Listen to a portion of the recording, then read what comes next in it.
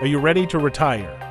It's a question many of us ponder as we reach a certain stage in our lives, retirement, a time of freedom, relaxation, and pursuing passions. But how do you know if you're truly ready to take that step?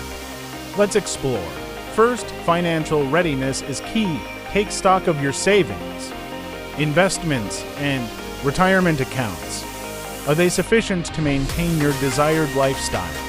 Consider consulting a financial advisor to ensure you have a solid financial plan in place. Beyond finances, emotional preparedness matters. What will you do with your time in retirement? Engaging in hobbies, volunteering, or spending time with loved ones can provide fulfillment and purpose. Social connections play a significant role. Assess your social network, friends, family, and community involvement. Will retirement bring opportunities too? Strengthen these connections or create new ones. Moreover, consider your bucket list. What experiences do you want to have in retirement? Travel, learning new skills, or pursuing neglected passions can enrich this phase of life. In the end, retirement readiness is a personal journey. It's about feeling emotionally, financially, and mentally prepared for the next chapter.